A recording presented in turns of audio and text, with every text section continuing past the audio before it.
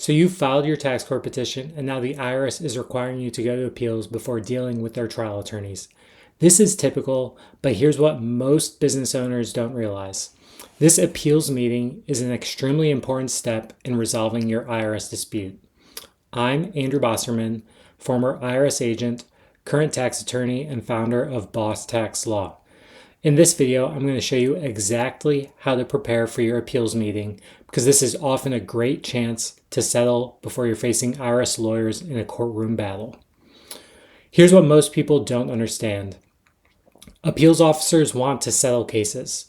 They're not the IRS examination division trying to maximize revenue or follow the letter of the law. After all, they're just frontline employees. But appeals officers, they're trained to look at the hazards of litigation, meaning what are the chances the IRS actually wins if this goes to court. But here's the catch in dealing with IRS appeals. They can only work with what you give them. And if you walk in unprepared, you've oftentimes wasted one of your best opportunities to resolve your tax dispute. So let me break down what I see as the 4 critical elements that separate successful appeals meetings from disasters. So, number 1, you have to know your legal position inside and out.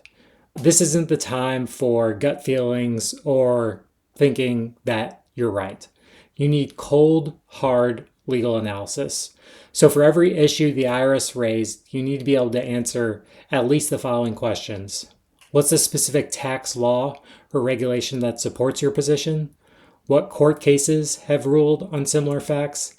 And what's your realistic assessment of winning if this goes to tax court? I've seen individuals walk into appeals without much backup and saying, my accountant said this is a legitimate expense, so should be okay. That's not legal analysis. That if you do that, you're likely going to be paying the full assessment. Appeals has to rule on the law and take into consideration what would happen if the case goes to trial. The second thing you need is documentation that tells your story. So appeals officers have many different cases they're working on at the same time. You need to make their job easy. This often means organized chronological documentation that proves your case. And I saw this as a former IRS agent. It was much easier to deal with taxpayers and their representatives who came prepared to meetings with organized documents that matched what I asked for in my document request. So if you're fighting business expense deductions, don't just dump a bunch of receipts on the table. The appeals officer isn't going to consider that. You need to create a timeline showing the business purpose, supporting contracts, emails, even photos, all sorts of supporting information to prove that you have legitimate expenses. Remember, if the IRS appeals officer has to hunt for information or try to connect the dots themselves, they're likely to rule against you. Spoon feed them the evidence the way you want to show them, and that proves your case. The third thing you need to do to prepare for your IRS appeal is to address every IRS argument head on. So this is also another big mistake I see. Oftentimes, business owners and taxpayers only focus on why they're right while ignoring why the IRS thinks they're wrong. As part of appeals and going through tax court, you need to systematically rebut every argument or adjustment the IRS is making in the examination report or whatever the changes the IRS made to increase your taxes. So if, for example, if the IRS says your home office doesn't qualify, don't just prove you have a home office. Explain why their specific objections are legally incorrect and walk them through how your home office meets all the legal requirements of a home office. And this is where detailed written responses become crucial. Don't just rely on verbal explanations during the meeting. What you want to do is submit a comprehensive written brief that addresses each issue with supporting law and documentation.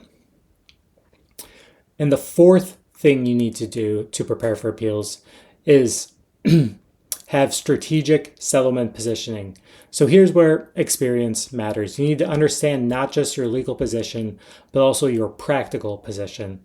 So even if, say, you're 80% likely to win in tax court, consider all the additional costs that go into it. Attorney's fees, time, stress, and there is a small chance that you could walk away with no relief at all.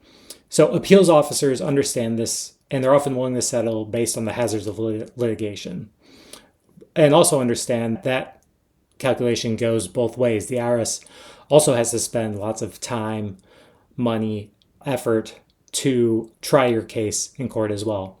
But you need to present this professionally, not simply begging for mercy. Frame it as a business decision, a calculation that benefits both parties by saving the time and hassle of litigation while still strongly supporting your case that you will defend it vigorously and you have a good chance of winning if you go to trial.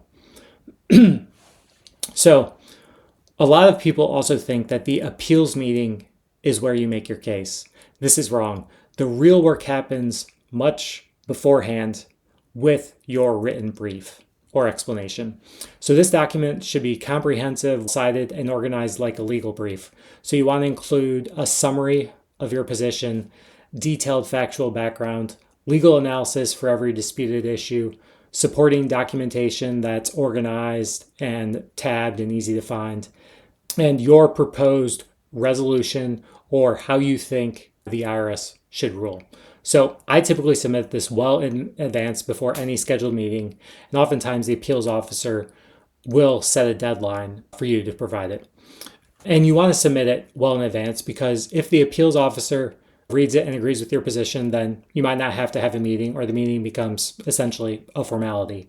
But if they have questions or concerns, they might tell you up front, they might give you an opportunity to provide more information, and you can address those concerns during the meeting. So when you go into an appeals meeting or preparing for an appeals meeting, there's 3 mistakes you don't want to make. So mistake number 1, you don't want to treat it like a conversation with your neighbor. This is essentially a legal proceeding. Although you're not in court, IRS Appeals has the authority to settle your case, and just casual explanations and saying I relied on my accountant without legal proof and documentation won't work. Also, mistake number 2, overwhelming the appeals officer with irrelevant information. So that's the opposite of what I just talked about. You can also provide lots of irrelevant information. More isn't necessarily better. You want to focus on the disputed issues with precision. And I've seen representatives try to overwhelm the IRS with paper. It's happened to me as an IRS agent, and it just makes you more frustrated and honestly more willing to fight against what the taxpayer wants. Another common mistake is getting emotional or adversarial. Appeals officers are an independent part of the IRS, so you want to treat them with respect and professionalism, even if you're frustrated with how your IRS audit or examination process went down. They have lots of discretion over settling your case, and even though you may have had a bad experience so far or don't like the process or think the government's overreaching, you need to treat them with respect and professionalism because right now they're your best chance at getting the case settled. So here's the reality. You'll only get one shot with appeals. So if you blow this meeting because you weren't prepared, your next stop is going to tax court and dealing with IRS attorneys. And there's lots of additional time, expense, and uncertainty that entails. So the appeals process isn't just about avoiding tax court. It's about getting the best possible resolution while you still have maximum leverage. So if you're facing an IRS examination or already received a notice of deficiency, definitely don't navigate this alone. The appeals and tax court process requires specific legal knowledge and strategic thinking that can make a big difference between paying the full assessment and getting a very favorable settlement. So I've helped business owners and individuals successfully resolve their cases at appeals, saving them hundreds of thousands of dollars in taxes and penalties they didn't actually owe. But remember, the IRS appeals process is designed to resolve cases efficiently and fairly, but that's only if you're prepared to present your case professionally and persuasively. So don't leave money on the table because you didn't know how to prepare properly. You and your business deserve better than that. So if you need help navigating the appeals process or going to tax court, please reach out. I'd be happy to talk with you and see how I can help or advise you, represent or advise you on your case. And if this video helped you understand the appeals process better, please hit the subscribe button so you can see more tax controversy insights like this. Thanks so much for watching, and I'll see you in the next video.